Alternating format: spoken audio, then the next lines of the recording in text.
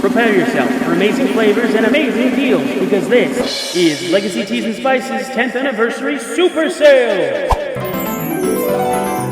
And this year we're going big. For the entire month of September, every order will enjoy price markdowns on select items, $10 off your entire purchase, and with every order, a free bag of tea. My favorite is vanilla lemongrass. So be sure to check out legacyteasandspices.com and use coupon code 10YEAR. Sale ends September 30th. Hello, and welcome back to the show! Before we get started, make sure you like, share, and leave a comment at the end of the video. And if you like the show and want more, make sure you check out our Patreon, where you can access content like behind-the-scenes vlogs, previews for up-and-coming projects, gaming sessions, and exclusive bonus episodes. Also, make sure you check out our Etsy shop for merch. We have plenty of shirts, mugs, and even stickers. And lastly, if you want to follow us elsewhere, look for @RyanPotsFunny on all other platforms. Now on with the show.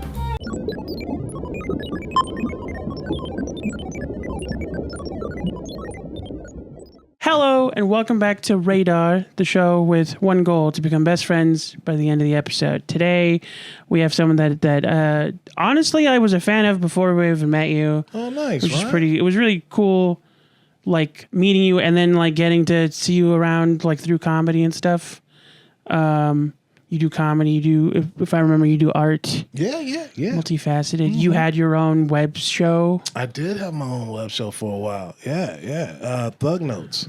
Which was like it's like a movie critique. No. It was actually like a book summary and analysis of like classic literature. Right. Like we did everything from 1984. Jane Eyre,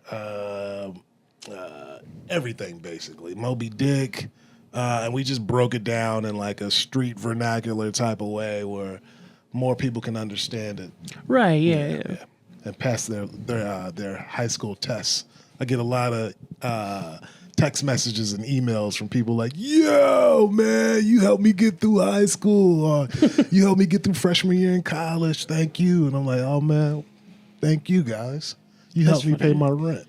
You know? Oh, yeah, I like that concept. It kind of feels like the next phase that people should go through after like growing up with Reading Rainbow. Like you grew Reading Rainbow as a kid, and then this is more like analytical. That's what we were trying to do, actually. I definitely love that concept. Yeah, LeVar Burton gave us a shout out one time. Yeah. That's awesome. Yeah, it was real cool. I saw that they got a reboot. They do, right? Yeah, I saw that too. Coming back. They have that dude that I don't remember. I just found out of him through this, but he's like super huge on TikTok because that's his thing, is he loves libraries. Okay. So that's pretty cool.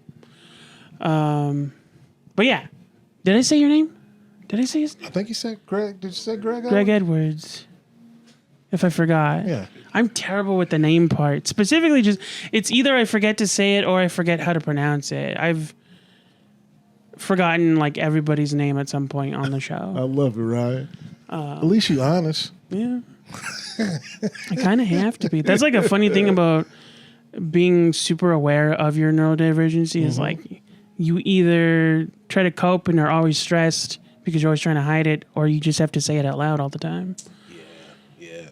I love my nephew's autistic. Hell yeah. And I've realized my dad is autistic as well. Basically, I used to work with autistic kids like for maybe like 15 years. I love autistic people, man. I think they're the best people in the world, actually. I think people think they're like, it's like, why are there so many more autistic people? And I'm like, maybe God figured it out. Like, hey, we need some caring people, more caring people in the world, more honest people in the world. Yeah, man, I think y'all are geniuses. The way your mind works, like you said, like when you start getting into comedy, it helped because comedy is full of autistic people that we've started finding out. Undiagnosed, but full of them. I just think it's great, man. And, yeah. And I've always liked you, man. I always thought you were a really funny comic, really honest. Thank you. And sincere. I love sincerity. I'm a fan of people that are sincere. We live in a world that everybody's trying to protect themselves, and which makes sense. But I love your sincereness. Thank you. I appreciate It's it. brave. Yeah, I hear that a lot too, and it's funny conversation, especially like I am part of a generation that has a high number of self-diagnosed affiliates. I don't know why I said affiliates. People. And so I often, especially because of my content, get put in that category, but I am officially diagnosed. Yeah. I just, was fortunate enough to get some resources. I can't say that I had every resource I needed, but I definitely did better with them than without them. Totally. And I learned to cope. And there's no guarantee that that'll be the exact same thing for everyone with or without resources, but it definitely helps. Yeah.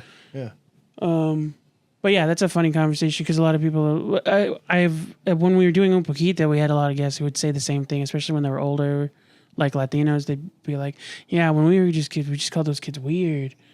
We didn't have autism. It's like, no, you had it. You just called them weird. Yeah.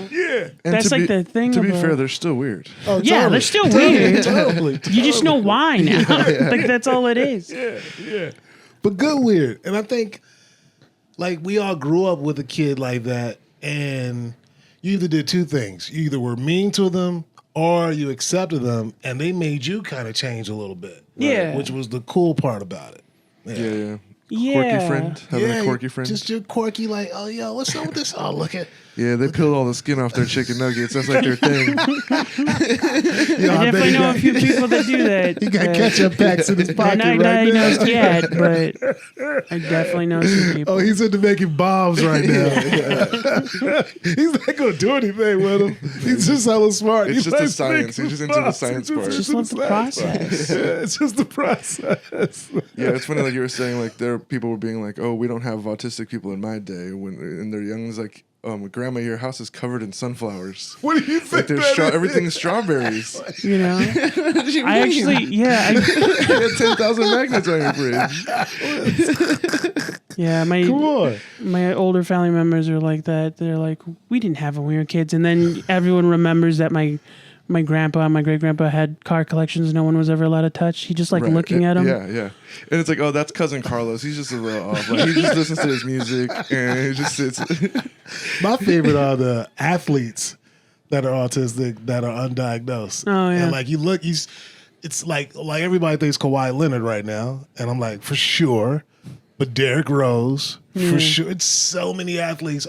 Like once you start like seeing their tics and like how they process and everything, I was like, oh, this guy's for sure like totally autistic. Just a vibe to it. Yeah, it's totally. But even vibe. that, it varies because sometimes it's positive, sometimes it's like, ugh. Like Yeah. I don't remember who, and I don't want to start online beef with fans, but there's this actress who wrote a screenplay, not Sia, a different woman. Okay. Wrote a screenplay about a main character who she decided to make autistic. And then the surrounding story was this character realizing they were autistic. And through writing it, she discovered that she's autistic. And while that is a great story for the individual, Yeah.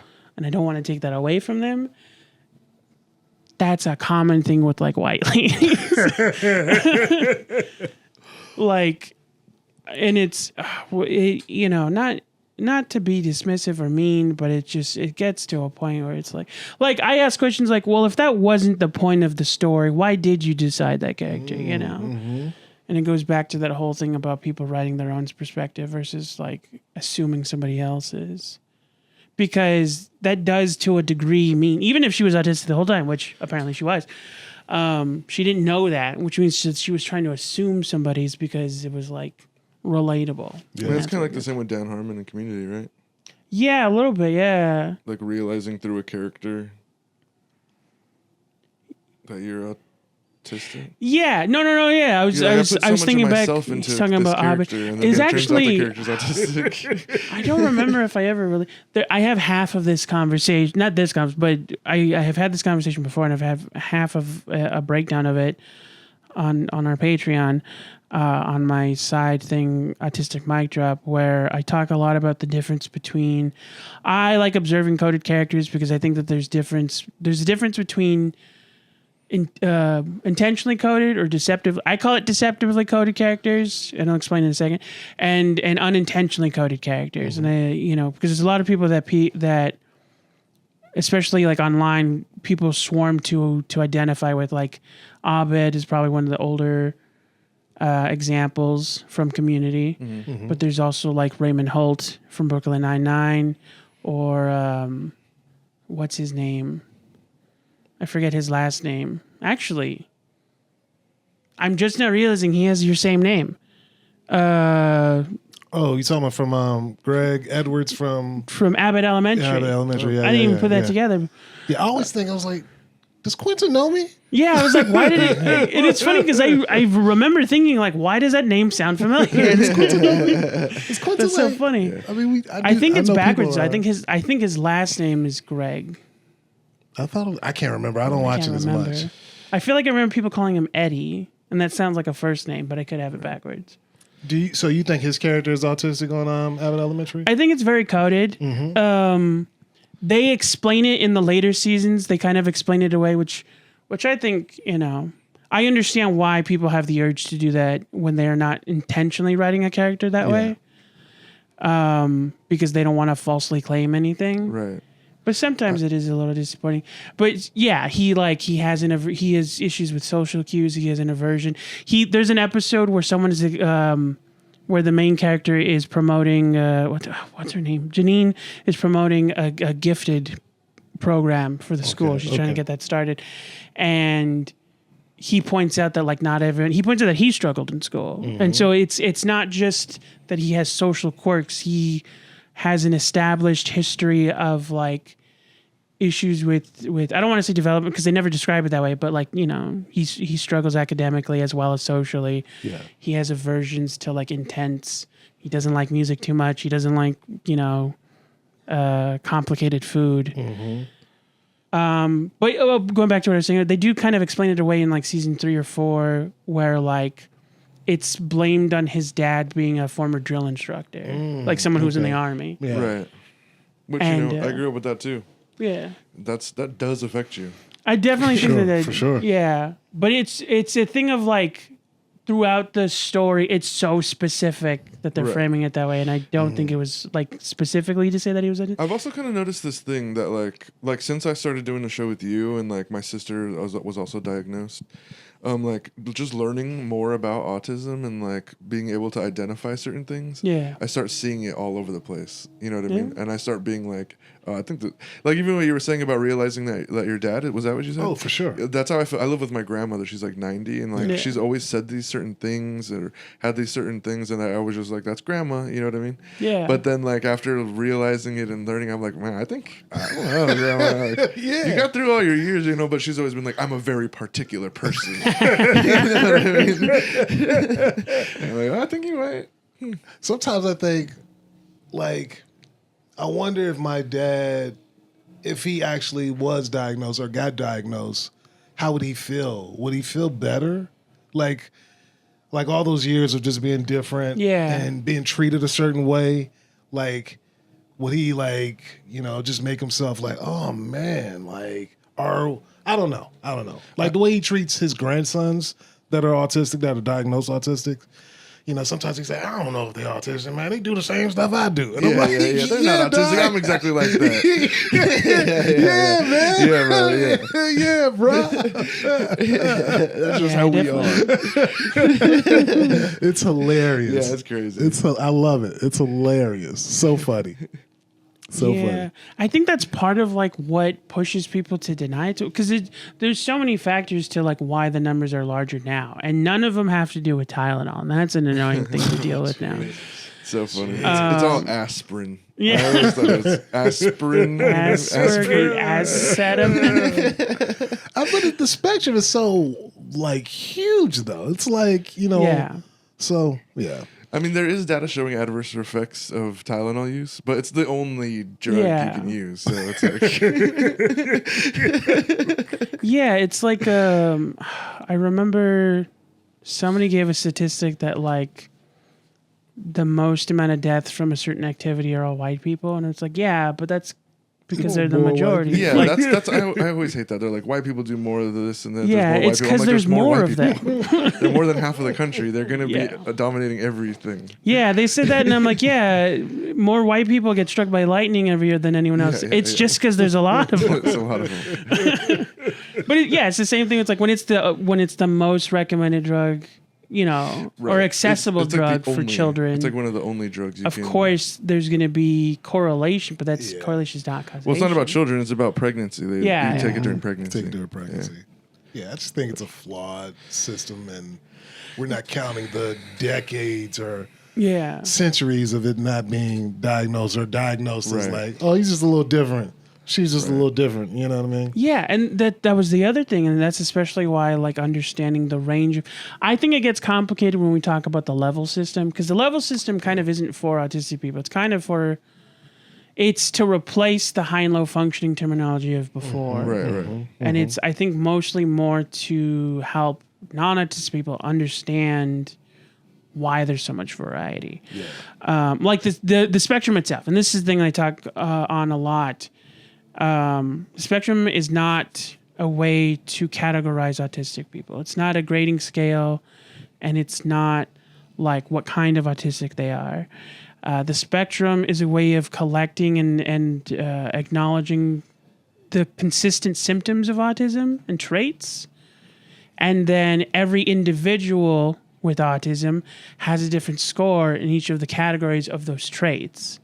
The common metaphor I use is baseball statistics. Okay. On the back of baseball cards, Yeah. every baseball player has the same group of statistics, but they're ranged in numbers.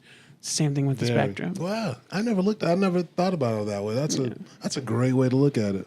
Yeah, the reason I use that the most is like the flip side of that metaphor is like that only applies to people. I hate when people say everyone's a little bit on the spectrum. That's not how that works. No. Either you have autism, either you're autistic, or you're not. Yeah. And funnily enough, autistic people love baseball cards. Hell yeah. They love statistics. They love stats. We should probably get this show Oh on the yeah, road. let me. Oh, you guys Get were into the recording question. it? No, we're recording. Oh, No, okay. he means okay. the question. The first, we just It's chop it up question for the time. first like 15. Oh, okay. and then All we right. get Okay. While to I his pick- question. Oh, that's question. gold, guys. Yeah, for sure. We're good. Before I forget, while I'm rummaging through the cards, if you have anything coming out you want to shout out and shows. Oh no, no, not really. All the stuff I have is just like in the works of like I'm trying to do it like I'm shooting a short. I'm just Hell yeah. trying to get all that together. Costuming. Well, what's your handle? That way people can follow you. What's your... Greg Comedy at Instagram. GregComedy.com is my website, and GregEdwardsArt.com is my art website. Real quick, what kind of art do you make? It's different, man. I make, I do a lot of graphic design. I do a lot of like Afro-futuristic art. Cool. And then I just draw people. And then I just do weird stuff. Yeah, no, I feel Anything I'm it. kind of like influenced by. Kind of my thing, right? Yeah. Like I just got back from a trip to West Africa. Nice. And so like I made this cool like Michael Jordan mixed with like a Maasai warrior. Right. With him flying in the air. So like half of him is Mike, and then his Chicago Bulls jersey is like a Maasai tribe. Right, that's cool. Just saying like how it's all connected and stuff. How was the West Africa trip? Oh man, it was phenomenal. Was that your first time? It was my first time in West Africa. I've been to East Africa before. Okay. But with my genealogy, my people are from West Africa. So it was my first time like seeing people that I'm like, oh, I totally look like y'all. I identify with I'm the from culture here. and everything. Yeah, I'm from here. Yeah. This was my shit, and it was great, man. It was That's so much, cool, man. so fun. I went to Ecuador once when I was a little boy, and I felt that same thing. I was like, these people look like me. Yo, it's a different vibe. Yeah, bro, it's weird. When like it's like unspoken, and it's just like, and like when I'm there, people are like, so hold on, you're American, but you're Nigerian, and I'm like, I am Nigerian. Thank you. Yeah, I'm bro, like, yeah. It just feels good. It gives you this confidence that I struggle with my whole life, and it's good to like be home and know you're home and shit. Yeah, bro. Hell Yeah. yeah. That's cool. Yeah. Hell yeah. Did you just go for like leisure, or were you? Well, I mean, I did my genealogy a while ago, and I just had some time. Like my job stopped in April, and we picked back up in January. Okay. So and I had some bread, and I'm like, let me go. I found out the places, the countries I'm from, and so I'm like, let me go. And my wife bought the ticket for me for my birthday. Nice. And I just went out there, and I did the whole thing, picked the hotels. Took buses everywhere. Hell yeah. Just was like, fuck it, wherever. Yeah, you got to going. hit a pilgrimage at least once. Yeah, solo dolo. It Oh was great, yeah, man. nice. Oh dude. yeah, Dude, solo trips are something else, bro. I went to Big Sur by myself for camped for a couple days. Nice. And I was just alone, dude. Yo, Hell yeah. Something completely different, it's bro. great. It's so good, bro. It's good to be. I think a lot of people nowadays are so scared to be by themselves. Like, oh, I can't go to dinner by myself. I can't go to a movie. I'm like, why? You by Right. yourself? You sleep by yourself. You have a shower by yourself. You take a shit by yourself. I do those things. Yeah. Like I do those things. Like I go to movies and dinners and stuff Great, me too. alone all the time. Yeah. But like I was a little nervous to go camping and like go out there and lay in the I woods get and it. stuff. But it was awesome, bro. great. It was so good. You dude. do what you want to do. It's good to Yeah. have your own thoughts. Really, you're dude. I good. just built a fire, bro, and just sat there, bro. No obligations, Nothing. no nothing, bro. I It was think amazing. more people should do it, man. I do think too. I've the been world telling would be everyone, I'm better. like, are you single? I'm like, you got to go to the woods before you get in a relationship, bro. Go to the woods, go bro. chill. Go chill, bro. Go chill. It's so worth it. It's so life. It was literally like I felt like it was life changing. I believe it. Yeah, I was like, this is just looking Yeah. at these big old trees, bro. They got this super old, like I guess redwoods. Mm-hmm. It was crazy. It was awesome. I think more people should do it, man. Yeah, That for has sure. to be a funny experience. Someone walking up to you, are you single? You need to go camp. should go to the Go woods to by the yourself, woods, bro. Yeah. Go to the woods. Yeah. I'll meet you there. For a week. Just go to for a week, And man. even for a day, bro. Yeah. Even for one day, it was awesome. It was awesome. I had People such need a to good get time. grounded, man. Yeah, for sure. Take your shoes off. Get in the dirt. That should be a Right. t-shirt. The woods, great place to get lost. Yeah, Yeah, for sure. an easy place to get lost. Speaking of, I couldn't segue. I have to read this card now. Let me reset real quick. All right. So first question is, what's a word you think is overused? I read something the other day, and somebody was talking about the word intentional. Like, that's a word that people are like overusing right now. And I was like, oh, they're right. I think people like, you have to, when you're working out, you have to, it has to be like intentional workout, or like we need a intentional relationship time, or we need intentional. I think that's a word that's overused right now. I could get behind that. Yeah, intentional. Yeah. And I get what people are trying to do. They're trying to put like an emphasis on it, but it's like chill. Yeah, I think that's words like that. Like people will get into a sort of like loop of this word has this specific connotation, has specific energy, and that's the energy I want to invoke. Yeah. And so everyone ends up using the same word Right. for different things. And so it turns into a thing where everyone it dilutes the actual intensity of the word itself. Totally. Well, I do feel like there might be like a little bit more to that, because that word specifically like means like lock in. You know what I mean? Yeah. It's like focus. Because Totally. dude, so much of my life, I do so much stuff that I'll just be like kind of lackadaisically Yeah. going through motions. Yeah. So like whenever I work Lackadaisically. on something with intent, it's always better. Yeah. I'm Yeah. always for sure. like, oh, that like doing something with purpose Yeah. over than frivolous. But when everybody is like, but you can't do everything. No, like art's not. I don't have no intent when I'm making any of this stuff. You know what I mean? Did you? Is that you? Photoshop. Oh, yeah. Yeah, I photoshopped it and then like I wheat can't paste. stop looking at it. Oh, hell yeah, it's hell so yeah. dope. Yeah, I got into like wheat paste kind of stuff and like Yeah. just putting all this. And this shit is on you some- too? Yeah, it's just a bunch of random fuck clippings yeah, and stuff, bro. bro. Yeah. I'm sorry because I was like, Greg, listen, stop looking at Oh, this yeah, because yeah. like it reminds me of the seven levels of hell. Yeah, right. And it's fucking awesome. And as a church kid, I love that shit. Same. There's this artist named Marco Bambrio, I think Marco his name is. He Bambrio. did, you know, the Power music video by Kanye West? Yeah, for sure. It's like it That's looks him? like all that's him, and like Okay, he does okay. video collages, Oh, all that are like little video samples. And he has this art installation in New York at like this club that is on the side of an elevator. Like it's a huge screen, and like when you go up, you're going like you're ascending into like heavens, and when you go down, you descend Going into to like hell. hell. Woo! And so that was like my inspiration for this. Was like a long thing that's like from I don't know. That's deep as hell. I love it. Yeah. It's really cool. It's fucking great. And then I like the people like walking off the cliff, like the swine, you know, like. Mm-hmm. Yeah, it's fucking. I just deep. photoshopped a bunch of different pictures together. Yeah. Oh, Yeah. I love it, man. I respect Photoshop. Like graphic design. I don't think graphic design gets as much love from like the art community as like fine art. It's definitely true. But But you know what's really funny is that we get paid more. Because you're always working. Yeah, I mean, well, not fine art. Fine art, those guys, Oh, yeah, they're they like get laundering money. and all Crazy that. money. Yeah. Stupid, but you know. Yeah. People are planning on those guys to die. That's Right. why they get so much money. One day we'll get there, dude. One day grab Photoshop stuff will be respected. Yeah, I The love Nike swoop. It's so it's like the mental capacity of like the ideas from doing like Photoshop and graphic design is just dope to me. Yeah, I really like the tech part of like Yeah. this stuff. Like Yeah. people get crazy on there. Oh, People go man. insane. It's something you can do anything. Yeah, It's yeah. infinite. It's infinite. Yeah. But yeah, intentional. And I remember back in the day, awkward. Like in the early 2000s, Yeah, like for 2010, sure. Yeah. awkward was Awkward. everywhere. Oh, you know, Yeah, she's yeah. just Totally. awkward, bro. And I'm like, stop it, man. Everybody's, That's you so guys are true. ridiculous. I feel like, I mean, this one might be a little dumb or cliche, but LOL. Well, I feel like that's dead, and I like can't stop using it. Like You I can't use stop it so using it? much, dude. Like I hate when I'm like DMing a girl, dude. And I'm just like I've put LOL 3 times in this one message. Like damn it. That's hilarious. That's a good joke. That's a good joke. I got to stop LOL. Well, fuck, you tell me it's a good joke. I'm Write gonna that write it down. That's for sure a great joke, man. That's hilarious. You know, guys, I gotta tell you something, man. I use LOL way too much. I was DMing this girl and I put LOL in there like 3 times. Come on.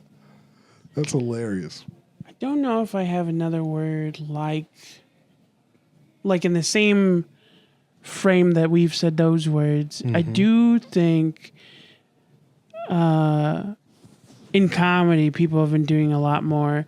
Non-autistic comedians have been doing a lot more autistic jokes lately. I feel like the word autism is now becoming colloquialized Yeah. and starting to be used as being weird, like quirky. Yeah, I Again. think autism now is what autism to quirkiness is now what like OCD was to like Yeah, like the early 2000s. anal retentiveness. Yeah. 2010. Autism's hot right now. Yeah. It's hot. Autism's hot, dog. It's hitting the algo. You gotta hard. lean into it, Ryan. Autism's hot, baby. Well, I've had a few jokes about it, and it's like the Clip the 'em. thing I find frustrating about it is there's a lot of comics who use it in place of like what normally would have been the word. I think we will get flagged to say it on Yeah, this I particular know what word website. but we all know what word you're talking talking about about. Yeah, the R slur. Yeah. And I find it frustrating. The thing that I find frustrating, and this part I've turned into a bit, is like they think that that's politically correct to say instead of the R slur. And it's like, It would be if people weren't so mature. That's really the truth. yeah. And those guys, I mean, yeah, those people that are using that word again, don't worry. They'll cut themselves off. They're the guys falling. Yeah. For sure. Those guys falling. There is part of me that likes the goalpost of that, though. Of like, you can't say that anymore, and then like now we use this. We'll use the new official term then. Yeah. You know what I mean? and I'll call you that. I'll call my little sister that. I like the new term. What's a new term I've heard for gay that dudes don't say, but women say it? Women are calling guys like saucy or Spicy. spicy or something Yeah. like that. And I'm just That, like, you know, I one. changed my answer. I'm gay. so You're tired of You're calling them spicy. gay. Yeah, and I'm yeah, like, yeah. that's, you guys are like I'm trying to write a joke about how women are like way more misogynistic than dudes are these days. Yeah. And I know that's not going to go over well, but I'm here for the fight. No, yeah. I mean, I've definitely had some conversation. I think in general, and you know what's funny is I just saw a clip on Threads of Marlon Wayans talking about the movie Him. Mm-hmm. And he's with, I forget their names. He's with his co-stars. Oh, that new movie that he's in. Yeah, the horror movie. Yeah, and the football movie with Jordan Peele and... I don't remember her name, but she's that one that went viral because she said she was the inspiration for Uncut Gems. Is she in the movie? She dated Kanye right after Kim, but right before his current wife. She's in the movie? I don't know if she's in the movie. She was in the interview. The white woman. White woman. That dated him after Kim? After Kim, but before his current wife. Yeah, I forget her name. She's also in that. Yeah, I know who you're talking about. That lady. She's in the interview. She's the inspiration from Uncut Gems?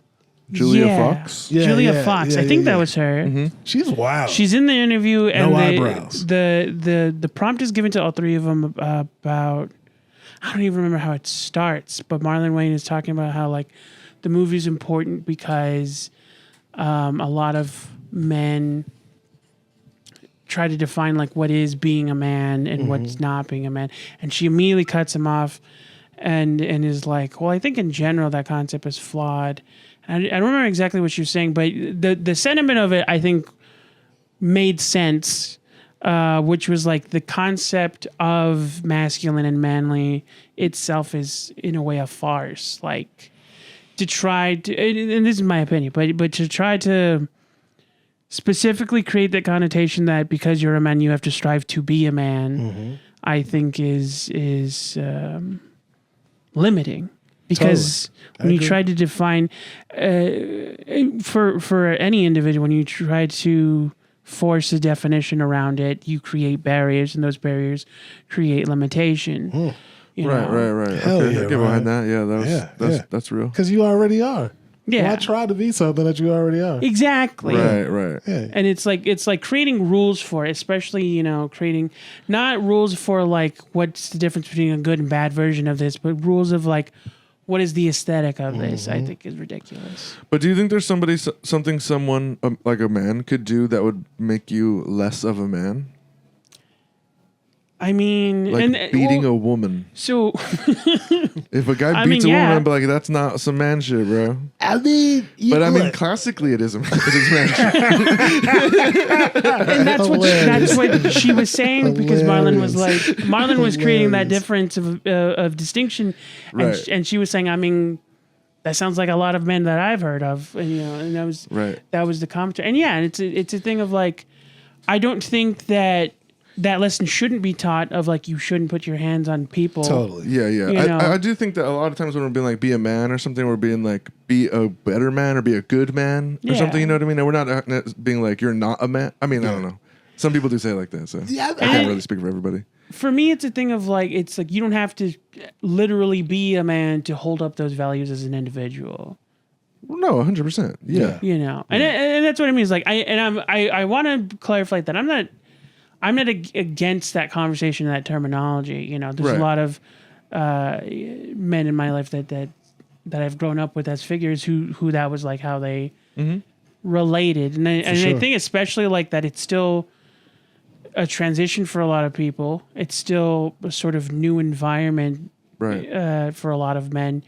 That's the way they compromise. That's the way they like build the bridge to younger generations is through that conversation. Right, for sure. For sure. Yeah, totally. Well, I mean, we're all ethnic bros, like we didn't have a lot of male positive role models, you know what I mean? I grew up with all women. Yeah. I have my dad, but my dad worked, you know what I mean? He was gone all the time. Yeah. So like all of my influences were women, you know what I mean? Which, I mean, women can raise good men, don't get me wrong. For sure. But there's just something about having a man be like, teach you how to be a man kind of, you know what I mean? Yeah. So like, I don't know. I feel I'm kind of on the fence. Well, that's what I mean. I do think there are things that are important for a young boy to be like a good man. I definitely think that concept is like more socially inherent than it is like biological. And I think that's the only distinction that I make with it is like, because you're right. Those, especially like as experiences, those feel good. And those are like a very positive cornerstones in development is when you're able to do that. So I don't think that they necessarily need to be written out of For the sure. experience. 'Cause, I like- just think that the emphasis is not always necessary. Because there's a lot of dudes that suck. Totally. I think everyone will agree that a lot of men are bad. So a lot You know of what I it, mean? yeah, just outright. But You I'm know, like, but is it the? I guess it's like, is it the pressure of being a man that makes these guys suck at being men sometimes? Exactly. You Yeah. know, like I know, I totally hear what you're saying. Of like, Yeah. you know, our I go to dads are like, extremes, so I Yeah. like think of like bad cases or like Oh, for people sure. who don't have like a good head on their shoulders. oh yeah, You know yeah, what I mean? yeah, or just, but I can see them as like, instead of it saying like you're not being a man, you're just being a weak individual. Instead for of sure, being for sure. Yeah. Instead of looking at it as like a gender sex thing. Totally, Because totally. I think sometimes, man, like and you're probably right. You're if probably you right. take away that like that gendered sex thing, it might help them more than hurt them. You know, like, cause man, as a boy, when like you're crying because something hurts, and like a bigger man is telling you to man up, and it's like, damn dog, but I like, can I feel what I'm feeling right Yeah, now? for sure. And you see those kids harden up, and it takes so much time and effort to get unhardened. You know, Yeah. sometimes, man, I hate driving around and seeing like 50-year-old hard dude. I'm like, damn, dog, you Yeah, still bro. hard? You still hard? It's hard, bro. You ain't It's gotta be hard bro. no more. Yeah, bro. Yeah, You bro. ain't gotta yeah. be hard no more, man. Stop, man. Yeah, I felt like that. We do comedy, so I'll be out at these bars all the time, and there's like older dudes there that are just like Tough. bro. Yeah. I'm like, dog. And it makes me like, I get it, but on some parts of it is like, damn, dog, you gonna be tough forever? That's why I like talking to the bros, you know, because it's only ever at first. Yeah. Once you talk to one of these dudes, they they- soften yeah. right up, bro. I mean, Yeah. they're so soft on the inside, yeah, too. bro. And that's because of that thing you're saying. Like somebody was like, you can't act like this. You know what I mean? But it has, like my dad, for a long time, my dad didn't put lotion on. Right. I don't put lotion on. He was told, my dad was told, if you put lotion on, it's gay or it's soft. Right. Yeah. Yeah. And I'm like, damn, What do you want dog, soft skin for? but your skin dry. Like, No, yeah, there's so many things You like itching. that. Yeah, good. You're a man, bro. You need to be itching, or else you so lose that many- itch and you won't get a job. But man, that shit like, dog, like you see dudes and I'm like, Pop, have you ever gotten a massage? You never gotten a massage, Dad? I've never gotten a massage. Oh, either, come bro. on, Me and man. Dad got a lot in common, bro. Yo, you gotta get, I'm we gonna gotta kick get you a with your massage, pops. I man. feel weird about it, bro. I'm like, how many people you touched today? I don't like it. I get Oh, all man, creeped you gotta out. get you a massage, yo.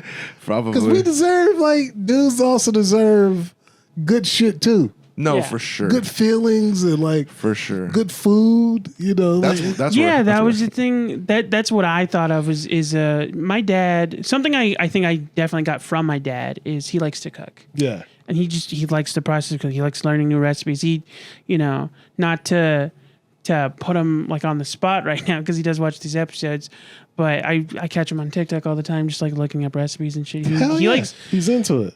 you know, it's not a thing he does for the sake of vocation. It's like just something he enjoys in his life. And I do feel like sometimes when we have like other dudes in the area, like people come over for family dinner or whatever, and he starts talking about it, I feel like sometimes I catch him like feeling like he has to explain himself. He's like, I just Yeah. like cooking. And I'm like, yeah. It's nothing wrong with That's that. normal. Yeah, thank I God. would go further to cute. say, because I see it a lot, at least in a lot of the dudes that I grew up with. I see dudes looking at cooking that's not barbecue Yeah. as effeminate. And it's like, if you don't know how to feed yourself, what happens if the apocalypse happens? Like, if you don't know how Nah, to just feed show them a list yourself, of all the most famous chefs. yeah, They're all Yeah, dudes. they're all dudes. culinary, Which is a problem too. Right. No, yeah. 'Cause Yeah. it should be There's more like women. there's like a joke about that, right? But it's like About pretending how that that's women anything cook, other but men than are just- chefs. Yeah. That's the joke. it was bonkers to me that like dudes think that they absolutely do refuse, you know. It's not just like that they prefer like the women prepare the plate. It's like they want them to cook they don't want to learn. Yeah. And it's like, so you have these dudes that grow up, like spend most of their adulthood being single, and like all they eat all the time is cereal and tuna sandwiches. They don't know how to feed themselves. A dude that don't know how to cook. It's crazy.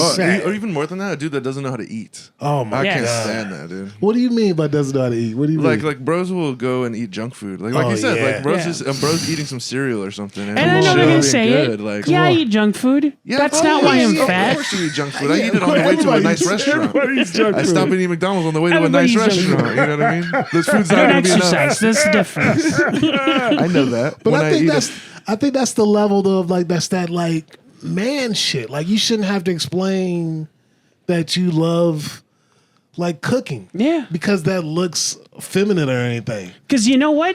We're good at it. Me and my dad. Fuck It's yeah. amazing. Right. But the thing is that worrying about how you look to other people is not man shit. Exactly. not. That's insecure shit. It is. You know what I mean? And that's the thing. It And shouldn't- men Which are is pretty human. insecure. It's like it's okay. Actually, they're the most insecure. every time I say something's not man shit, I'm like, damn it, I guess it is kind of man shit. Every man I know is insecure Yeah. as hell. So insecure. Because we're trying to look tough. Yeah, for We've sure. been trying to look tough for sure. And it's so like fucking forever. long. Yeah.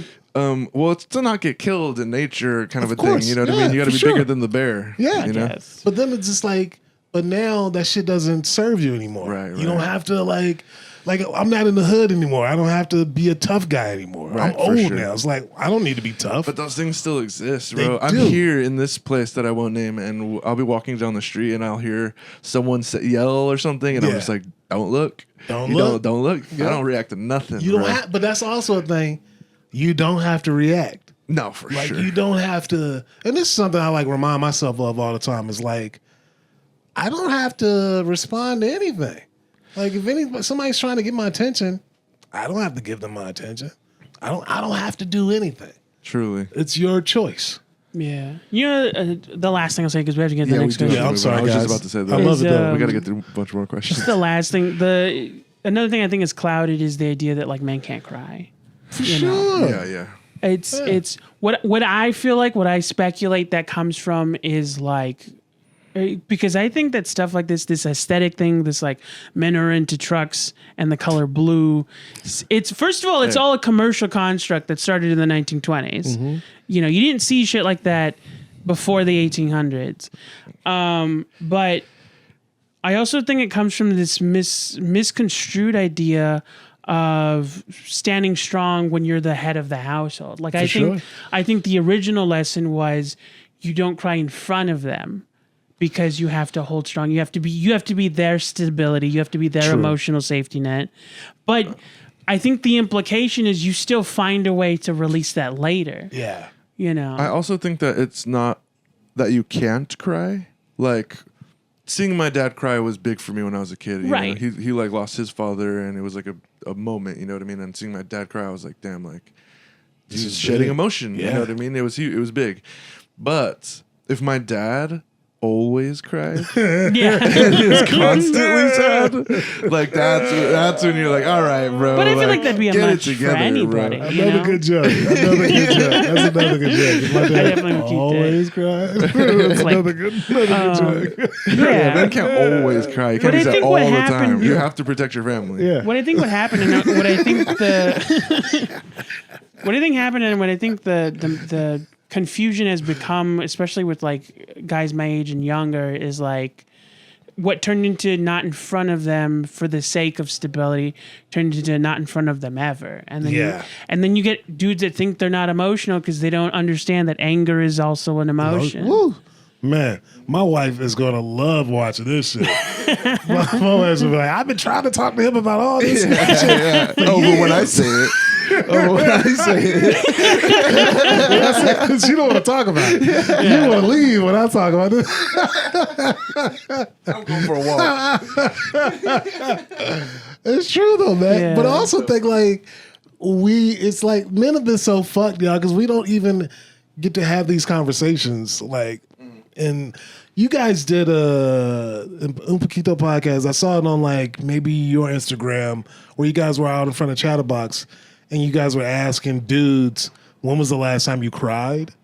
Yeah. That was for Sylvia. That was for the sad fest. Right, for her, God. for her That shit event. was so like, and you hear these dudes, and there's all different races of dudes, and you're like, yeah, well, my dad died, and I'm like, damn, it's just like these dudes like answering a real question, and like it's really hard, and they're just talking about it, and it's great. Yeah. But like women cry all the time, and they get that shit out. Mm-hmm. Yeah, I just think, man, men have been turned in like this steel warrior that we really don't have to be anymore. Like we still need elements of it, but we don't have to be so like the way that we've been shaped to be. For and sure. I think the older you get and the longer you keep that, it becomes a detriment to you. Like when I'm 45 and I got friends, I'm like, yeah, man. So I punched him in the face. I'm like, dog, you fighting? Yeah, that's crazy. That's crazy. Wild, That's dog. crazy. You got to be able to talk this shit out. And it's everywhere. I remember Can't be like fighting. last year there was like two like New Jersey councilmen that were trying to fight each other. And These were like more and more. 45 and 50-year-old dudes being on, like, man. you I want to kinda like step that, outside? I'll fucking I fight want you my right here. politicians to stand on business like that. That's cool. I would fuck with that. I'm like, this guy, hell yeah. Man. They ride. Or like those people in Yeah. Europe or whatever that throw their shoes, dude. Those guys are cool, dude. It's definitely something I think. Sorry, no, my you're chilling. brain fart. It's definitely something I think that I've had to confront because I have a specific like physical detriment when it comes to crying. I don't think that I am a crier, but one of the things, and it's directly connected to me, my autism, my specific individual case with autism, is that I struggle with emotional regulation, and I struggled with a severe like anxiety disorder growing. So that means like something that's really sad won't make you cry, but then something that's not sad at all will get you, and you'll be like, It's not that, but it's the thing of like there have been moments where I was physically overwhelmed, and so oh yeah. like I don't know, I have a better way of saying like my body was crying, but I wasn't emotionally For sad. sure, I totally understand that. I had surgery one time, and when I got out of surgery, like I just could not stop crying, and they were like, "What's wrong?" And I was like, "Nothing. I don't." Yeah. And I was just bawling. It was weird. But we should move to the next question. Yes, that'll be the last thing I say yeah. is if you Good see talk, me crying. fellas. I appreciate it. Move It's us to allergies. That, move us to that next. Oh, yeah. We started talking about men crying on our first question. Yeah, I dude. almost want to go all the way to pink. That's another thing. It's fine to wear pink. Shut up about it. Man cried at our first question. Steve has that joke about crying. He did it like years ago. But I'm like, man, that's such a good fucking joke. It's one of those jokes that's like, oh, I wish I had thought about that. My God, Steve, that joke. When he started doing that, I was like, man, that's one of those jokes. Crosses you over to a whole different plateau of stand-up. Go ahead, Ryan. I'm sorry. Yes. What is something about you that is both a blessing and a curse? I don't know. I feel a certain way about this. I'm getting better with it. I'm genuinely a nice person. Yeah. I care about people. Like and sometimes I've seen that be taken advantage of. And I've had to like regulate it. Like my wife always says, like, sometimes Greg, we go somewhere and I'm like, I can't, she's like, you gotta turn your light off. Cause sometimes like people will walk up to you and they know that you'll engage with them. And so yeah, I think that can be a blessing and a curse. I'm getting better at dealing with that. But I genuinely like people. Yeah. And sometimes I don't, but I genuinely care about people. It's hard for me to see somebody dealing with something and not try to like, hey, bro, it's gonna be all right, man. Hey, man, I saw that joke you trying to do, and I like it. Just keep shaping it. It's hard for me to not to like give people encouragement when I think they need encouragement, or say something and not just be like a cold person. And sometimes, like, especially in comedy, it's so many like weird personalities in comedy that if you open that door to people, they'll just take advantage of it. Yeah. Right. But yeah, I think that's just been like a a gift and a curse, but more a gift. I think it's more like a gift than a curse. Yeah. I feel like when you're a big, bald, brown dude like we are, like you tend to be nicer. You tend to be like, I've been judged my whole life for being a mean guy. You know what I mean? Yeah, for so sure. I feel like I kind of overcompensate a little bit sometimes. Definitely. I've been like, I'm actually nice, guys. Yeah, it turns into like if someone would ask. Yeah. Good dude. Yeah. When I first met Dominic, I walked up to him and I was wearing like a plaid shirt, dude. Like I looked like a straight cholo, and I like approached him to talk to him about the pod, and I was like, "Hi, I'm Josh," and he was like, "Did not expect you to sound like that or say that." Yeah, I mean, I think, I think we get labeled. I mean, especially brown dudes, we get labeled in a certain way. Right. But even without the label, like, I'm just a nice dude. You know, like, I like being nice to people. I think I want people to be nice to me. For sure. So, especially if you're my friend too. Like, if you're the homie, like, I'm like, and you're about to move, like, I ask my friends, I'm like, yo, you need help moving? Oh yeah, dude. Like, that's I one got of you. the things, especially being a bigger dude too. Yeah, like that's like, one of the things I'm here for, buddy. Yeah, like, bro, I got you. That's You need something? Like, whenever I can. Yeah. But sometimes, like, people will take advantage of that shit. Yeah. But yeah. I think mine's in a similar vein, but it's not exactly the same. Where I think that I have a very unassuming presence, and this is actually something I recently started writing about. Like, I have a very non-threatening energy for the most part. I think that the flip side of it, a lot of it is my voice, and a lot of it is I do think that in a lot of circumstances, it's when people find out that I'm autistic. But a lot of it is also like I'm not short, but I am short. Like I'm shorter and chubby, and I sound like this, and so I think that people are less likely to be put off by my media presence. But at the same time, what comes with that is like people are always unassuming, has two sides to it. You know what I mean? Just like they wouldn't assume that I'd be a threat, they also sometimes wouldn't assume that I'd, be a prominent voice. Yeah. Like, Yeah. I Right. don't want to say not taken seriously because I do think people try to, but one of the biggest things, whether they know I'm autistic or not, a lot of people are surprised when I talk about like dating and stuff like that, Right. my sexual association and identity, or Yeah, I will say that you do kind of give like an innocence. So when you talk about sex, it's like, bro, ew. yeah, and You're it's my like little brother. that's You're my little brother, your bro. thing. Stop it. Yeah, and it's been a crazy thing. You got a Batman shirt on, you can't talk about getting laid, bro. You know what I said? Batman shirt. Batman. All right. Hilarious. And that dude got at least 3 women in No, I'm comics. like, when I see you, dude, I'm like, let's get this guy a ukulele. I'll kill the That's ukuleles. yeah. When I was a kid, people compared me to the dude that sang Over the Rainbow a lot, and I was like, why? Oh my Because It big sounds- jolly dudes be singing over the rainbow, bro. They sing with a small guitar. That's what big Lame. jolly dudes do. Do you talk about that?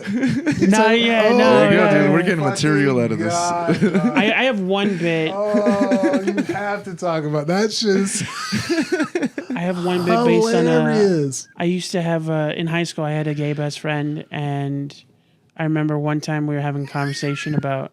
So I, as an adult, since high school, I've discovered this about myself, and I now identify as like a queer person. I identify as pansexual. Okay.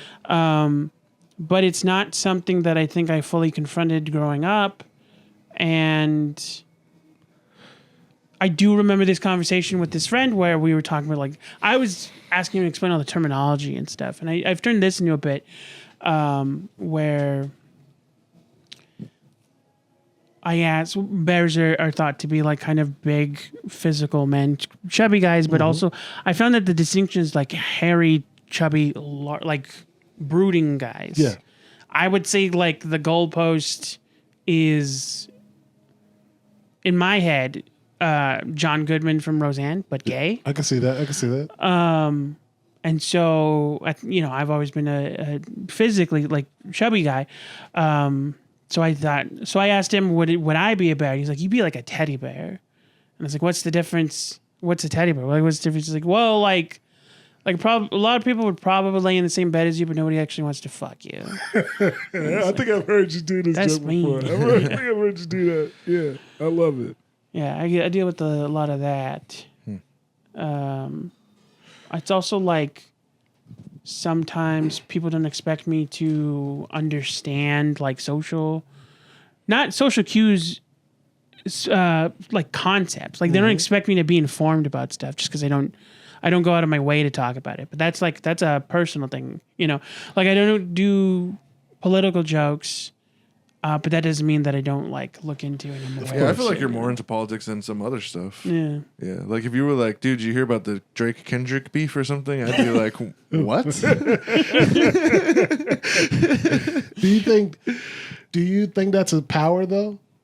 I think that it can benefit me when I know how to use it, but at the same time, and I think that's why it's my answer to the prompt is like that's the gift side of it. The curse side of it is also like it's a thing that if I'm not using it, I still have to deal with. Yeah. I like getting discredited sucks. For sure. What's yours? Oh, gift and a curse. It probably fits along the lines of what you guys are saying. I do a lot of media work for people and stuff like that, and like I'm very quick to be like to help. I come from struggle, bro. So like back in the IE, there's not a lot of work, and like there's a lot of artists, you know, but we don't have the capital to, especially in comedy. Dude, I came to comedy, and it's straight. I come from music, and it's the same thing. Like it's a bunch of people with dreams and no money. You know what I mean? Yeah. So that's why I like do a lot of what I do to like help people. You know what I mean? And sometimes, not always. Yeah. Especially recently, it's been getting great. Like I've been getting paid a lot. Good. But you deserve it. In the beginning half, you know what I mean? Nothing. And like I'll do work for people, and they just won't pay you. Yeah. That reminds me, we have a merch shop. Yeah, which I've seen 0% of. Honestly. Y'all are hilarious. I definitely get where you're coming from. I made all these props. I mean, comedy is kind of like that in general. Like, oh man, I've been getting pissed, bro. I'm like, we need to fucking unionize or something. Like, fucking, we're entertaining all these people, and we're getting it always reminds mozzarella sticks. Comedy's wild. Well, yeah, it's bro, like, comedy's crazy. Straight slave work. It's I call it pimp hoe game. For real, because we're all hoes, and the pimps are the clubs and the talent agencies and the studios. Yeah. Well, it comes from the old school, bro. They make us work hard and they don't give us any money. It's nothing. And we're bringing all the and it's crazy because historically comedy's always been in the same. It's a performance art. It's always been in the same circles as like any other variety. You know, dance, magic. But it's how you flip it. I think like you know, I'm bringing up Steve a lot, but like what he's created at Chatterbox, I'm like, man, I know he's flipped it in a way of like of getting people to shows and like doing things for Chatterbox, but like the collective that you guys have and that he's helped like cultivate, man, I wish that they could flip that in a way. You've like, cause watching Don't Tell and whatnot, I'm like, man, y'all could do that at Chatterbox all the time. You know what I'm saying? It's just I'm working on it. Yeah, they're working on it. You've helping them working on it. I'm trying. I want comedy to be better in general. You know what I mean? Yeah.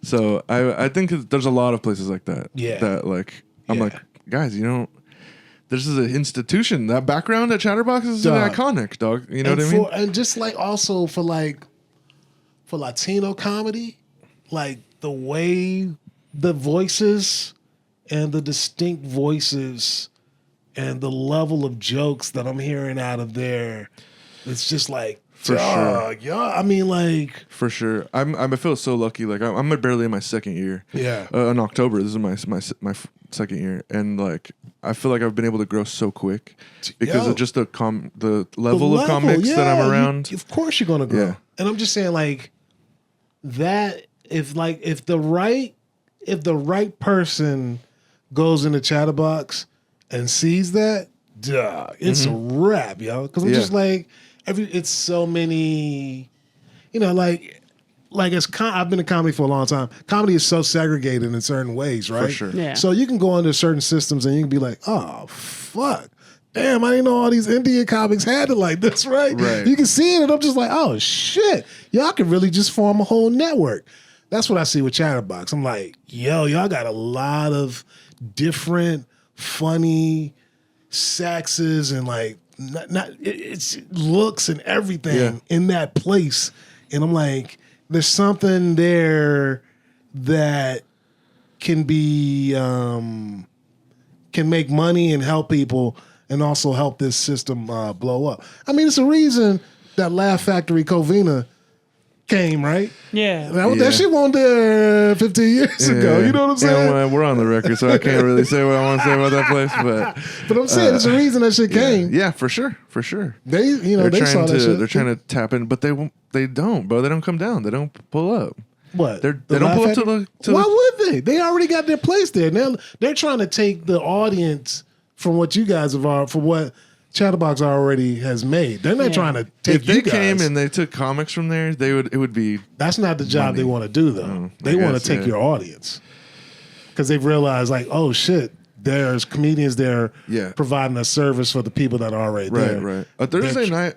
Oh, the right Thursday night at Chatterbox, dude, you'll see some of the funniest people in SoCal, dude. Like I believe it. It's a crazy mic sometimes. Yeah. Like it's true. It's nuts. It's nuts. I just think you gotta like even being in this area and like obviously we're in LA. Like it's a trip though because I'm still new, dude. So like going out, like I went to San Diego yesterday and like.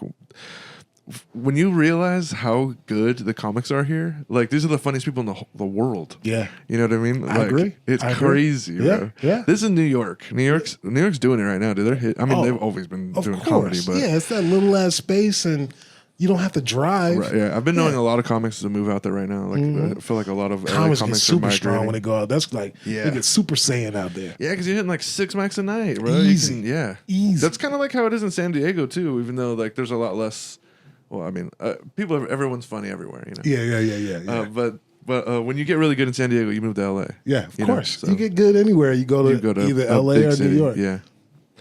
But it is cool. It is cool to see, like, oh man, like I'm literally surrounded with some of the most talented people there are. Yo, so good, man. I mean, so good. That's why when I heard your brother was leaving, I'm like, what, dog? No, yeah. Dom, you getting so fucking funny. You know, and I get like, I want to go somewhere else and shit. But go take over Portland. Yeah, go take over Portland. But I'm also like, you already built a community out here. You know, but I everybody's on their own like journey and stuff. Yeah. And I know everybody wants to leave home too. Right. So I get that shit too. But yeah. For sure. Yeah. Let's hit that next one. I'm sorry. No, you're absolutely good. We're doing great. I didn't even know I still had this. I'm gonna throw this question away. This is a bad question. What's this a bad question? Nah, it was like about politics and shit. Oh, okay. But who'd you vote for? Yeah, it was like super. It was a boring joke. Hilarious. Who that vote for? Guess, guys. I voted for the losers, like always. What life experience did you? Sorry, I misread it. What's a life experience you built up, but then were ultimately disappointed by? Like something you heard everyone go through, and you were excited for it, and then it happened, and you were like, meh. While you guys think about that, I have a concept that I call plastic school chairs. And it's because, like, you know those plastic school chairs at schools that are like, they're like bendy, like they kind of bend? Yeah. They're like plastic, and they're like colorful. Like in like grade schools, they would have them, and they would have like the little metal pins in them, and girls would always get their hair stuck in them. Oh, okay. You know what I'm talking about? Yeah. Those chairs, when you look at a classroom, like it makes a classroom look really nice and colorful and vibrant. But then those chairs are uncomfortable, and like when you sit in them, they're like bend and they're weird and they suck and they're flimsy. And I use that metaphor for like real life things that are like shiny from afar, but then when you get up close, like dude, Hollywood is that. Oh my god. Comedy is that. Comedy is that. For sure. Comedy looks so cool and fun, and then when you get into it, you're like, oh, what the fuck? Yeah. Apparently, everyone here's a He's awful. rapist. Oh god. Rapist. Yeah, man. Yeah. I'm like, oh, okay. I'm hanging out with alcoholics and drug addicts. Dope. For sure. Yeah. And it's like, hey, you know. That's definitely a concept I've cast talked the first about stone. before. Is what? That's definitely a concept we talked about before of putting a lot of like people in their first year, especially a lot of male comics, they put comedy on a pedestal. Like the experience of doing it has more value to them than actually doing the work. You know, Steve does bring Steve always jokes about this at the mic about the dudes that like hang out in the parking lot till their number comes up. Yeah. And they spend the whole night out there in the cold instead of like it's cooler out there. Okay. Yeah. I'm fine. Instead of coming in and engaging He's with talking about everybody. me. I'm the person out there. You better go inside and watch people. Yeah. No, But not just that, like dudes. I remember a dude who it was his. I think this is an old story, but me and my brother and like I think our roommate at the time went to Flappers, and it was a long night. We got like you do a lottery, and so we're waiting for our thing to be pulled up, and there's a bunch of people in the room, and there's this one person who it's his first time there. And he is like talking loudly. They're not in the room with the comedy. They're right outside, like in the waiting room. Yeah. But he's talking loudly. He's like walking up to everybody. He gets up on stage. He's not doing well. He starts yelling at the audience. At the end of his time, right after he gets the light, his friends walk in from the bathroom, and he goes, "Where were you?" And he starts yelling at them, like, "You messed it up. I would have done so much better if you were there to laugh." He's like, "No, we wouldn't." And then later, a different guy, completely different circumstance, a different guy who had been like slowly getting drunk the whole night. They start. None of the staff has noticed it yet, but the comics are trying to like talk him down. He's also being disruptive. He's being loud. He's yelling, and so Dominic says something to him, and he starts talking to the new guy. Yeah. So now they're both being loud, and so Dominic says something to him along the lines of like don't talk to that dude. That's not the kind of guy you want to make friends with right now. And he's like, "What? It's comedy. This is what we do." And I'm like, you just got here literally 5 minutes ago, and you bombed. But a part of him is right, though. Yeah. Part of him is right, though. True. This is what we do. It was well-meaning. Oh, my God. I love shit like that, man. Comedy is so... When I started off as an actor, right? And in Virginia, where I'm from. Hell yeah. And I used to do like dinner theater and community theater where you like serve food and shit while you're acting. And I used to do it with this Chicago comic, this dude named Michael Bennett. And he was really funny. And he was like, "Man, you should do stand-up." And I'm like, "Yeah, but we're in Virginia. Where the fuck am I going to do stand-up at? There's no stand-up here." And he was like, "Man, wherever you go to and you have the opportunity to do stand-up, you should try it." And I started doing stand-up, and I was like, "Man, these people are lame. Everybody's fucking lame and weird." And and quasi-drug addicts, drunks, and people that don't have friends and need friends, right? Yeah. That's the whole vibe I got. And then I was like, I'm never going to be like these cats. Then 1 year in, you're like, "Oh, I love all these people. Yeah. Wait a minute. This is my crew." There, but for the grace of God goes I. Exactly. You just fall right into it. Yeah, And, for sure. Yeah, man. And so I thought comedy was going to be, at least comedy for myself was going to be different. But then, you start learning everything that comes with it and all. You start learning about yourself, and you start learning about like ego, self-actualization. Like trying to make things happen for yourself, and if you actually work hard for it, you can make things happen for yourself. Visualization. Yeah, that's actually one thing that's really crazy about comedy is you can see growth. Oh, totally. You can see it. You can see the time and growth that people put in, and just working for something and working for a goal of how things work. So. I guess stand up and Hollywood. Like I thought LA would be, I don't know why I thought LA would be more welcoming.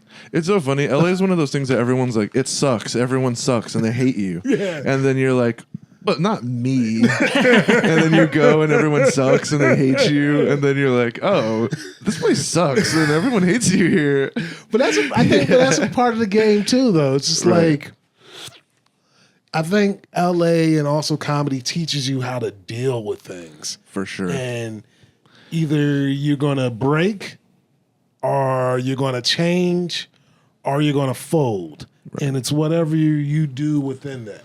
Because comedy in LA can break you. Mm-hmm. But sometimes it breaks you for the good. You know, sometimes sometimes comics get hella cold and they get real mean, but they just have laser focus on their stand-up. And it helps them. But then, like, they realize they don't have any friends because they've always just been mean and just laser focused on your stand-up.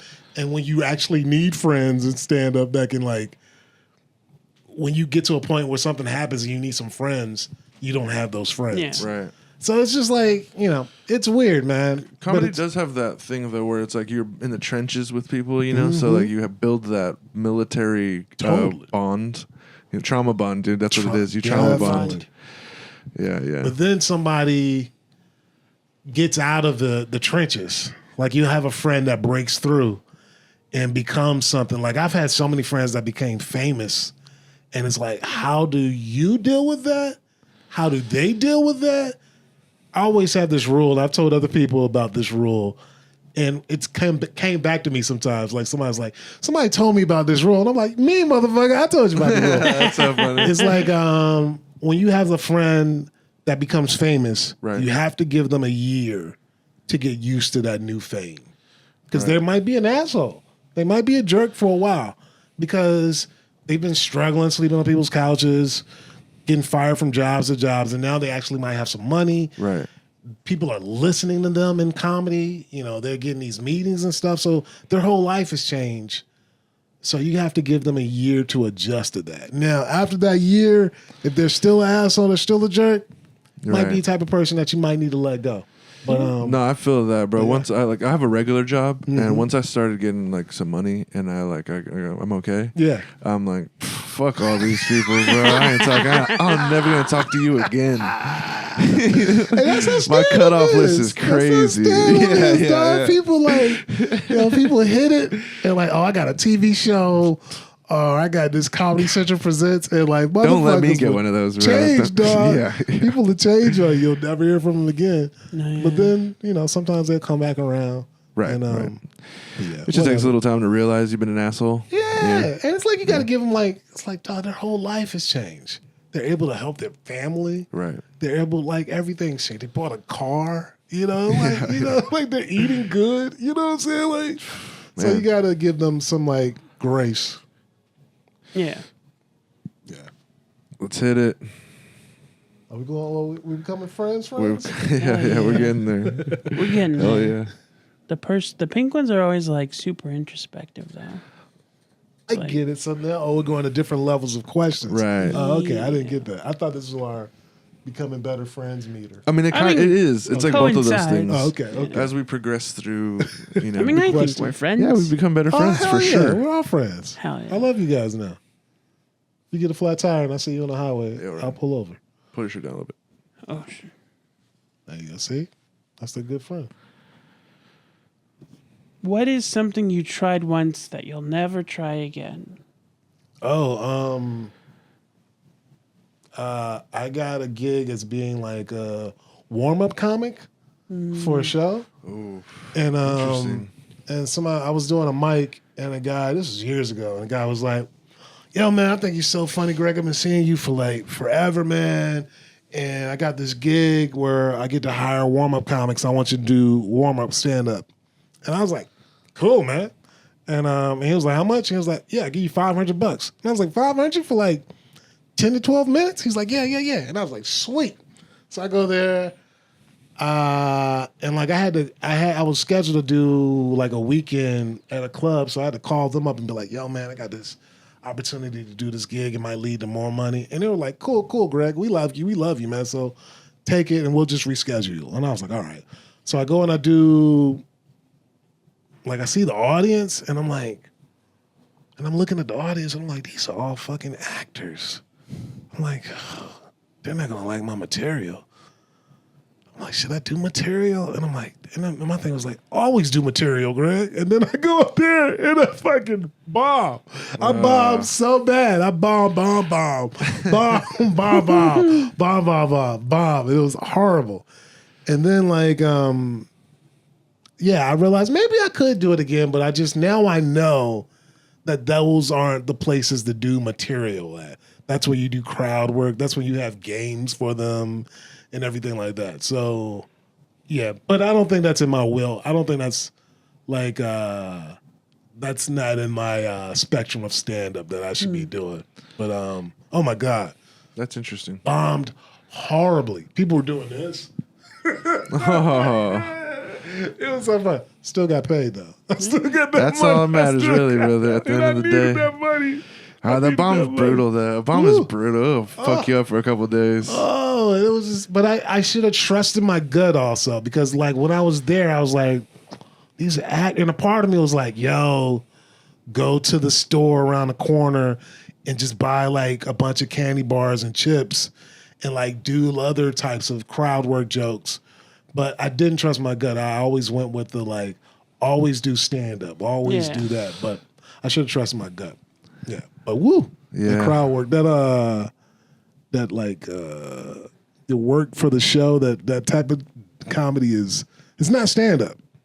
It's you're just getting a crowd hype or lowering their expectations for something else. So you should always play games with them and not do jokey jokes. You shouldn't go up there and just like look at them as a crowd, because they're not a crowd. Right. They're fucking actors that got hired on Craigslist, and they're there to make $10 an hour. You know, so to laugh on cue. Exactly. Yeah. And which, come on.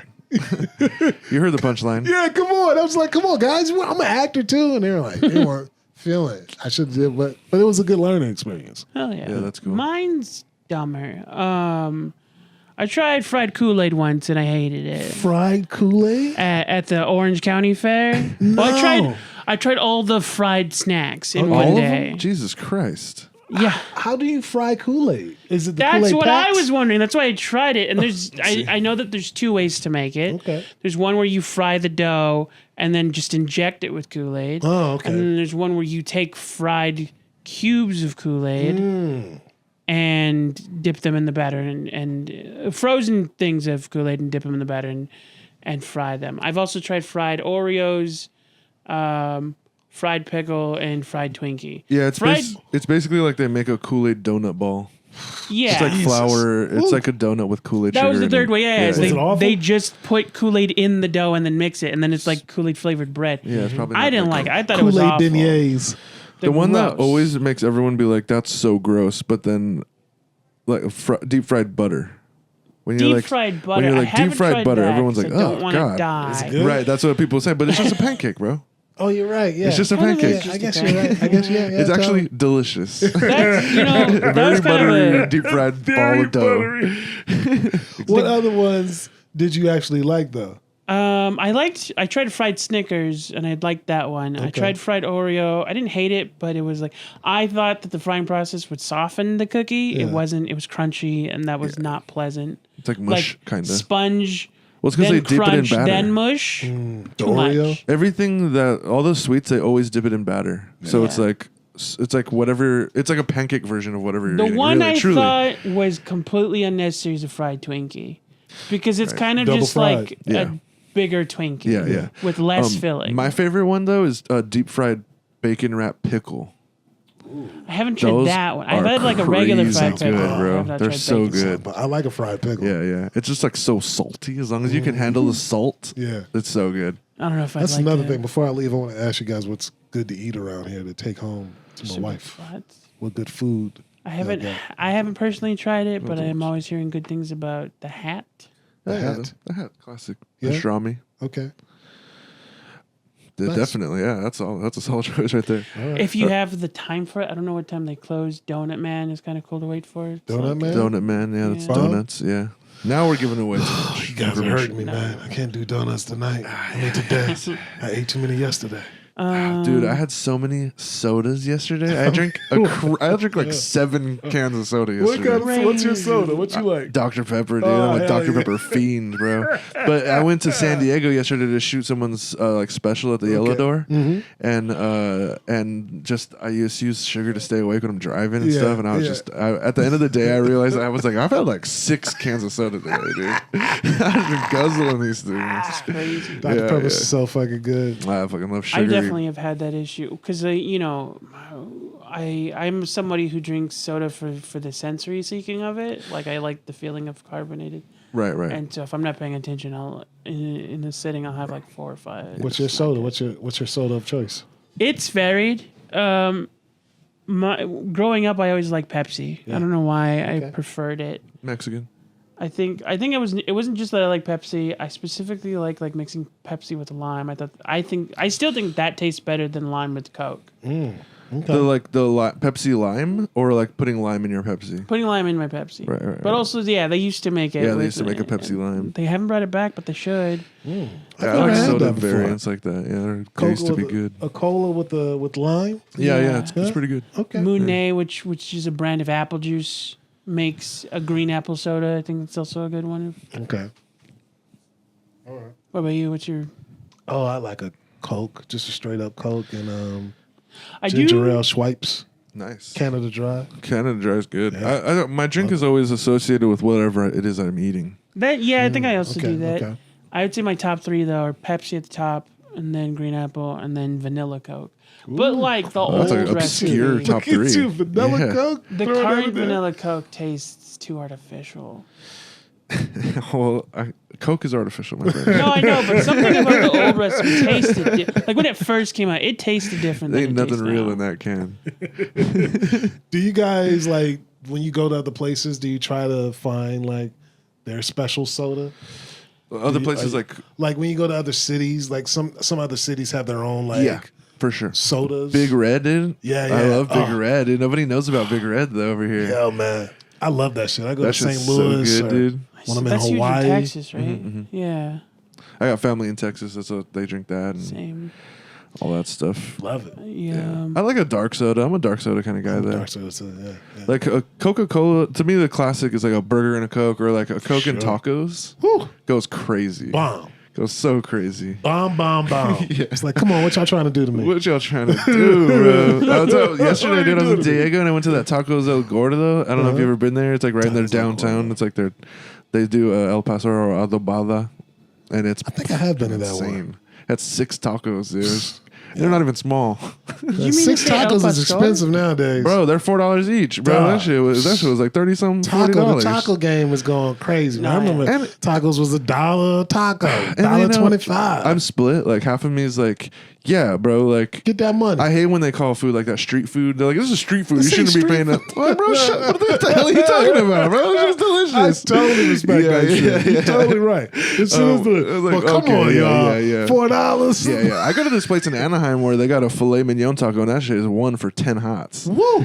But it's Insane. so good. Oh, I'm sure It's so bomb. fucking I'm good. sure Handmade it's bomb. tortillas, and then the like habanero salsa, dude. It's fucking I love fire. it. I love the respect of because I feel like this food should get the respect that it deserves. Right. But then I'm just like, damn, dog. How much for 4? I'm paying $30 in a cart. The good old days, I can feed myself. I can get off the Bro, bus yeah. and just eat. That's what I was 6 of downtown over these. there yesterday, and they were like hot dog, and I'm like, how much? Like $8. I'm like, what the fuck? damn, I can buy a pack of hot dogs for $8. What the hell are you talking about? Y'all used to be the homies. Yeah, y'all used to be cool, and now they put a bunch of pretty girls out there. Used to be a bunch of ugly Mexican men selling $5 hot dogs. It's like And one now it's old like, guy. This lady was like, would you guys like any hot dogs? With no accent. And I was Yeah. like, if I had $3 more. Just give me the guy saying the $3 word hot dog more over and over. Yeah. yeah. $8? Do you guys want to buy a hot dog? Sorry, I remember that shit was $1.50 after the club. Yeah, I bro. could buy myself one, my girl one, and her friend, Yeah. and just be the man. There you go. $5. Taking care of people makes you the man. Hell yeah. Be the individual. I'm trying to think of I don't even remember where we started with this. Question. The prompt. Yeah. I don't know. What was it again? It was like something you tried once that you won't try again. Something I tried once that I'll never try again. I know there's something recently that I did where I was like, never do that again. You know, I don't know. But I will say, this is so off topic and everything, but dating apps, dude. I'll never get on a dating app again. All right. It's over. Yeah. I'd say same. Yeah. I was on OkCupid for a while, and the algorithm, I don't know if they've changed it, at the time was stupid. Because it wasn't how many things you had in common. It was the ratio of things you had in common versus things you didn't. Literally, on more than one occasion, I would get a blank like robot profile, nothing in the bio, but that also means that we have nothing not in common. Yeah. So it'd be 100% match. I'm like, this person does not exist. I just can't. The pay to play relationship thing's crazy to me. I'm like, I might as well. What do you mean pay to play? Everything's behind a paywall, bro. Like they put really? paywalls in between everything now. Like, wow. they do I the didn't same know thing with that. all apps. It's just like Yeah. Netflix, bro. They gave us the discs for $4, Yeah. you know, and then Yeah. after a while, the shit's $25, no disc. Yeah. Insane. How am I paying $20 for no disc? I don't even get to keep it. Yeah, but I used to be able to keep the stupid disc and then tell you guys I sent it back already. Oh, we should have invested everything in Netflix. I don't know how I did. Well, I guess I didn't have any money to invest in Netflix, but Jesus. I do I get know. why. Yeah, when like Blockbuster was still a thing, I get why people were like, I could just go to Blockbuster. Right. So like the dating websites are like that now. Like they've added paywalls in between everything. Jesus, I didn't know that. You can like get more likes if you pay an extra whatever the More hell. likes? Bro. Come on, guys. Come on, bro. Oh. Wait, you mean there's people that would like me, but you guys are being like not without the 10. You got to put 10 on This it. is some Black Mirror Bro, shit. so yeah, the pay. Look, I grew up with hustler mentality. You know what I Yeah, mean? yeah. Like I get it. Yeah. But it's getting crazy, bro. Like I just Yeah. mentioned that I was in the woods for Yeah. a while, and like these people came up and they're like, "You need to buy some more firewood? $15 a bundle." In the woods? In the woods, bro. You're just creeping around, walking around. I said that to them, bro. I was like, gotta love buying wood in the forest, right? My fucking God. Crazy. That is nuts. Yeah, it's just. That's another good joke, too. Like, people made are me selling think of, wood. Why I'm gonna have a- you're- I'm gonna have a why type you- 5 after why this you camping? People are selling wood to you. Like, it's It like, made me God think of damn. that episode of Parks How and do you know Rec. I was here? They're like plots. They're like it's like. Oh, okay. I get it. But Jesus, man. Leave me alone. Fucking. Jeez, you need some condoms? Like, what? It's one of those coin clinks in a tree. Yeah, so it's dating apps for me. I'm off Yeah. that. I'm back to IRL. You know, I don't need Palantir knowing who I'm going out with. Woo. Get it going. That's for real, man. That's for real. How is it in real life, though, now? It's like, Honestly, it's kind of good. yeah? I can imagine. I was talking to a buddy of mine, and he was like, he was feeling the same way. He's like, I can't do dating apps anymore. And I was like, well, what's up with just like straight up seeing a girl and be like, hey, I think you're beautiful. What's up? You want to go to the movies or something? I was like, how's that? He was like, I think people are afraid of that, man. And I was like, really? Yeah. I was like, I don't know what to tell you, man. I don't know. I be going out a lot now, and I've been talking to randoms. You know, and it's all right. It seems to be all right. I think I would think women would appreciate that more anyway. I think so too, especially because online for them is absolute hell. It has to be. It's absolute hell. Guys are the worst, Weird as we as mentioned. fuck. Yeah. Hey, gorgeous. Way worse than me. Hey, gorgeous, bro. They gotta be Some of the crazy. stuff I see people posting on their stories of like, look at this. You know, just like guys are just crazy, bro. Saying things I won't even, you know. It's awful. Yeah. Yeah. It sucks. Oh, I'm so glad. I couldn't imagine being out in that world, dog. Nah, yeah. I just, It's rough out here. It gotta be crazy. It's rough out here. Yeah, I was with the lady for several years. I was with her for like 7 years, and Yeah. then we split up. And then my friend, I remember like the third day I was single, my friend was like, "You idiot." You don't even know. You have no idea you don't how even dark it is out here, dude. It's I so love it. That friend was like, God. Come on, we gotta talk. Yeah. We gotta have a talk. Yeah. Woo, that's funny too. Man. That's a good sketch. It's just somebody or shit, that's a great script. Just somebody just breaks up from like a long relationship and they've just been dropped into the world of like online dating. Current dating, yeah. And just like the paywalls and everything, and just I even feel like online dating, I feel like it's dying. I feel like it's killing itself because of that, because no one has any money. You know what I mean? It's hard enough to get enough money together to go on a date. Exactly. Yeah, I think it's also kind of funny, like how it's what's the term? Regressing. Like you were saying, like people are getting back into just me, and it's like, well, I mean, I think the irony of it is that a lot of it is coming from people starting to like do stuff in public. Like, right. I don't think it's true regression though. I think like that's the way you should be meeting people in real life in your community, and not someone from across the damn country. Like all these different, people got so used to going through apps to like socialize that like there was a huge detriment in the younger generation of just not detriment. No, I kind of still feel that way though. Like Instagram is like the dating app. The online generation is lonely because everything's online. They don't have like in-person experiences. So they start seeking in-person experiences. Right. It's like that thing where they went so far forward that they went around. Right, 100%. I mean, that's how things are, and it's still kind of like it's like you go around, but with more stuff than you had the first time you were here. Because like now, I'm trying to get that Insta. You know what I mean? If I can get that Insta and she can see my posts, we're locked in, baby. I'm doing stand up. I'm all traveling. I'm eating good. You know what I mean? You can see how cool I am on the internet, dude. Well, I'm doing way better than I am like that at the bar. Yeah. You want to follow me on Insta though? I can't. I will say I aesthetic posts. I will say that's something I can't. You see that camera, girl? Come on, really? That camera is different. Look at this picture quality. Yeah, for real, not even a joke. Oh, I do my thing. I don't know. I'm an artist. I think I'm an exception to that concept. Like, I can't trust my online interactions. Right.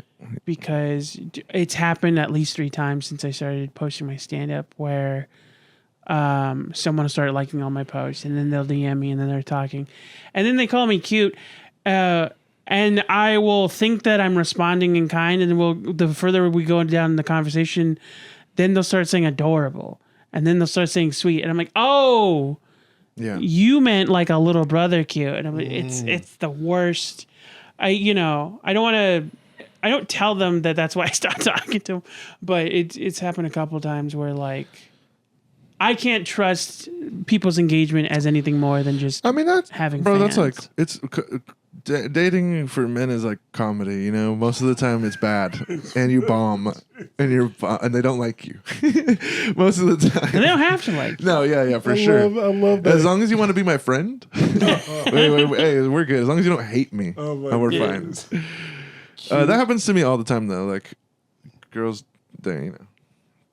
they do pretty well for themselves, so they get to. I also can't tell the difference. The opposites happen, like very notoriously. Apparently, somebody was flirting with me for like a year, and then I didn't notice. And by the time I figured it out, they got married. Right. But girls' flirt games are awful. Yeah, like they suck at flirting. They don't have to flirt. You're the fish. Yeah, 100%. The fish doesn't jump on a hook. Yeah. You know, like, a fish could never use a fishing pole. Okay. Such a weird comparison. I love it when girls like, especially there's actually fish that bait other fish. That's a thing. Terrible analogy. Girls are awful at flirt. It's like, come on, man. True. I looked at you and I was like, yeah, you got eyes. What does that mean? I don't. You looked at me. There's this girl that like kind of hits on me a little bit, but I'm not into her. You know. Yeah. And like I'm not feeding into anything, but I can tell that she's like being like kind of extra, you know? And she said something to me the other day, and I was like, I don't know, I'm kind of like nonchalant God. And she was like, this guy's nonchalant, and like telling everyone around, being like, you think he's nonchalant? And they're like, yeah, he seems pretty chill. I was like, relax, lady. Just take it easy, dude. But thank God for her. At least she's trying. At least she's showing. For sure. But that's the thing. Is bless like, her heart. Women only know how to flirt where they have no skin in the game, or they flirt extra hard. Right. I had this one woman at my job when I used to work with autistic kids. I would have to ride the bus with them and drop them off at school, and I'd be having coffee, and this woman would be like, I want to put my cream all in your coffee. Oh, girls like that are crazy, bro. Dude, there's so many girls that I know that I'm like, if you were a dude, bro, I wouldn't kick it with you. Like, you're a creep. You know you're being a creep, right? Dude, that's how my homegirl Sylvia Dan. I don't know if you know Sylvia Dan. She's a creep, bro. And I'm like, stop. She hits on girls sometimes. And she'll be like extra. I'm like, bro, I could never get away with saying what you just said to that lady. I love that shit though. I'm like, at least like. I mean, hey, flex. You know, if you got it, if you got them, smoke them, right? So. But like you said, like I could never say shit like that. No, dude, never. I couldn't say shit like that in the 90s. You know, that's one thing. Sylvia once for a while she was like hitting on girls for me, and she would like be like. Just so forward, and I'd just be standing there like my friend was asking my dad if I could spend the night. That's what it would feel like, dude. And she'd be like, "No, you're not dating anybody?" Like, "Oh, he's here, this guy." And I'm like, "I'm so sorry about her." Hilarious. All right. Yeah, girls were. Woo. Yeah, girls are hilarious. Put that cream in your coffee. Dude, that kind of stuff is insane, bro. I'm like, bro, what? Yo, I got a ring, lady. I'm married. You can't be saying shit. My wife heard that. She beat your ass. And then mine. Just cause. Why did you let her talk to you like that? Yeah. Must be nice. No, I'm just kidding. That is one of the things that the small joys of being able to deny a lady. That's a small untalked about joy because it's very rare.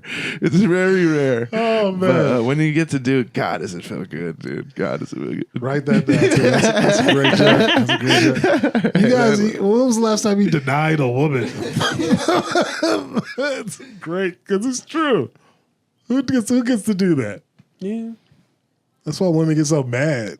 Women get so. I remember one time in college, this girl was trying to fuck me.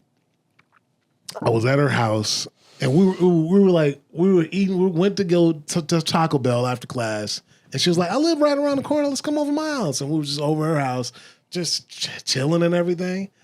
And she was showing me her house, and she was trying to fuck, and I was just like, "Yo, I got a girlfriend," and she was like. And she called me the F word. She called me, and I was like, damn. I'm like, really? Just because I'm being faithful? But girls hate to be turned down. You know? Yeah, dude. Yeah. Especially when they show their cards. Even though we get turned down all the time. They don't know how to deal with that, dude. They can't deal with that. I did. That's some man shit. Getting rejected constantly. Just brushing it off. Yeah. You gotta be able to eat that, dude. You gotta be able to eat that. That is something I dealt with more recently. I received a I have enough friends response to that. That was a okay. Damn. What? That kind of stuff pissed me off. Yeah, Well, you don't got to be rude. Yeah, you got to be mean. I got enough friends. I got enough friends. That's the thing No. is like I didn't have that reaction. My head was like I can't describe how that felt. Like it felt mean. It feels mean to say that felt like made me feel more confident about myself, but like that I was saying no, and they were like, "Well, then I never want to like not even the option." I don't know. Oh, okay. Like you were denying somebody. I was saying no to them. Got it. Yeah. I was And saying, they but were I'd being like to well, be I have enough friends, and they're like, "I don't need any more friends." I'm like, "All got right, you. Got you. Okay. Goodbye." Yeah. Well, in that case, was good. and you don't want to be friends. Yeah, enough friends. Hold on now. Well, this has been great. This has been a fun one. Super fun. We took Got a to the end turn. of our time here. Yeah. We're gonna have more fun on Patreon. So if you want to see what that conversation is like, remember to subscribe. But for now, bye.